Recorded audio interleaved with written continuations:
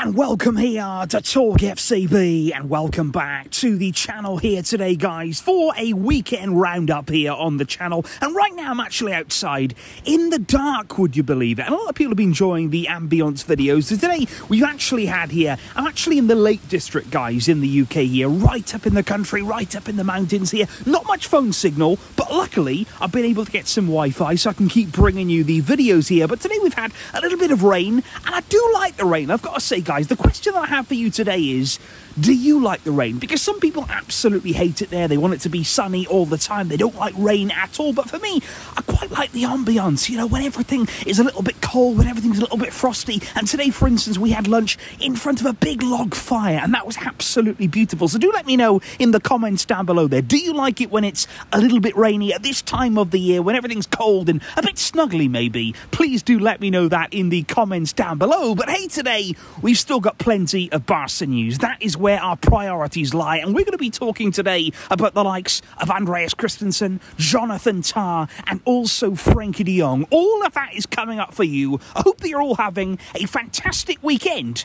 and come on, let's kick off with the Barca news. But indeed, guys, today we do have to kick off with some news, first of all, on Barca Femen, because I simply have to mention them right here in the international break, because you know what? When Barca went to the Bernabeu this season and won by 4-0, I think Barca Femen were thinking, the first time was so nice, we simply had to do it twice, because they actually played here Real Madrid in the international break, and they also won by 4-0 there. They repeated our result against Real Madrid. It was absolutely incredible there on the night, and that actually means here that Barca Femen have won every single game against Real Madrid in the entire history there of the Women's Classico. They have dominated them on every single level, and some of those scorelines are absolutely incredible. Barca Femen, they are outstanding. They really, really are. They deserve us to give them here real credit on the channel, and we simply had to talk about that today. But why don't we start by talking as well about Lamine Yamal on the channel, because right now, of course, we're all waiting for him to recover from his ankle injury that he suffered before the international break. We're being very, very careful here with Lamine Yamal. We've heard that he's out for maybe 2 to 3 weeks of action, and right now, apparently, he still has a little bit of discomfort in that right ankle. Apparently, if he doesn't use a protective bandage, then he does still have a little bit of pain in that ankle, which means that right now he's in a race against time to be ready for the weekend's game against Celta Vigo. Barca would love him to be back in time for that game, but I think maybe here the important thing with Yamal is, please do not rush him. In any way, shape or form, we do not want Lamine Yamal to be rushed in any way, because the most important thing is that him, at his age, he's got to be right. He's got to be right to play. He's got to be right here to play a number of games in a very long season that it is. So whether he's ready for Celta Vigo or not, if he's not, don't play him. It's as simple as that. If he's not ready, do not play him in that game. Although he is massively key to us, we want to make sure that he is here and available for the biggest moments in our seasons. That is why here that we cannot take any risks with Yamal. Right now, that Celta Vigo game, it's in the balance, but we must make sure that he is absolutely okay. But one of the big talking points today, guys, that I want to talk with you about, it is all regarding Andreas Christensen, because I think he's a player, guys, that a lot of us have said, what's happening with him? You know, where is Andreas Christensen? We've hardly heard anything about him at all. We haven't heard him mentioned in the media. We haven't heard him mentioned really by the club itself. What is going on with Christensen, who, of course, at the start of the season was effectively deregistered from the team? He wasn't included there in the Barca squad. He was out there with an Achilles injury.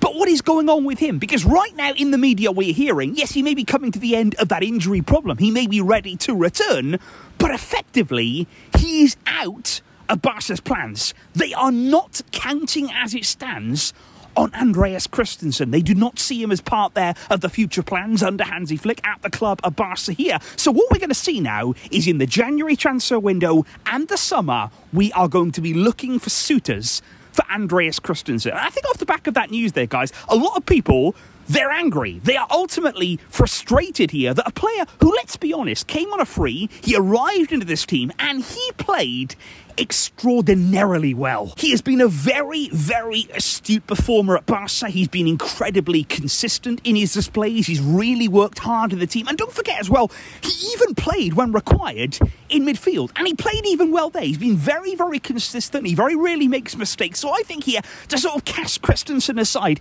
it probably does seem a bit harsh. It probably does seem here like a real statement from the club.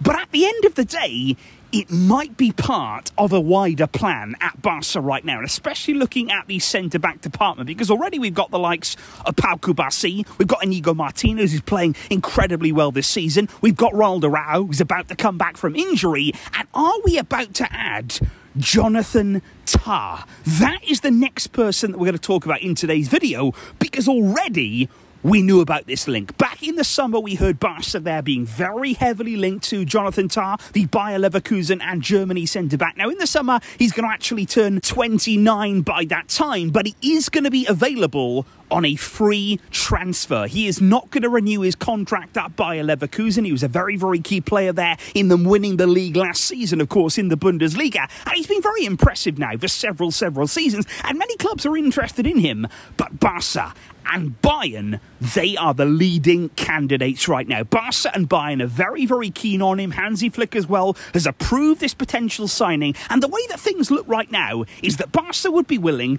to sell Andreas Christensen, who, remember, they got for free. So any money there that we make on Christensen, it's pure profit. They would like to sell Christensen there for big money, if they can, to the Premier League, to anybody really that's interested, and then replace him effectively with Jonathan Tah on a free. So again, here we're seeing Barca working within the constraints of the transfer market. They're looking to pick up any opportunities that they can, and they are willing here to let Christensen go for a transfer fee and effectively replace him on a very similar deal that he arrived on himself on a free, but replacing him there with Jonathan Tah, who has been approved by Hansi Flick, guys. So already there, what do you make of that potential deal? Are you a fan of Jonathan Tah? Do you see there that he'd be a player that could suit Hansi Flick's system? Flick, like I say, has approved this deal. He likes the player. He likes the way that he would suit the system. So for that reason, you'd like to think that he'd be able to fit in very, very well. But what do you make of that there? Would you be happy to see Christensen leave? And my question would be,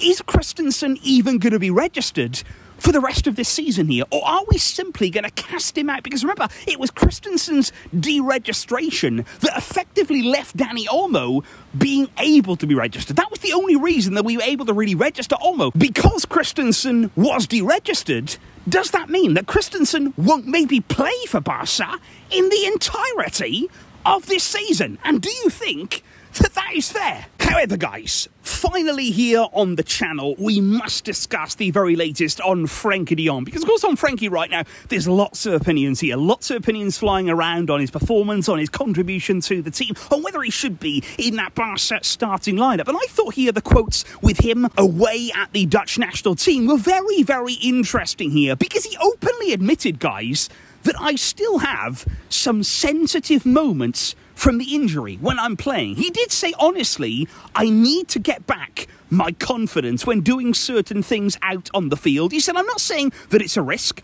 but the feeling right now is not as it was before. So Frenkie de Jong right now is openly saying, look, my body, the feeling there when I'm out on the field, when I'm playing every single minute, every game, it's not like it was before. I am still not the same player that I was previously before all of these ankle problems. And he openly said, look, I knew that it would be this way. He did say, I'm not really concerned about it. I knew that it would be a process. But he said, right now, I am not worried, and it should improve from now onwards. And what we are hearing with Frenkie de Jong is that he is not at his best right now. He is not really feeling himself.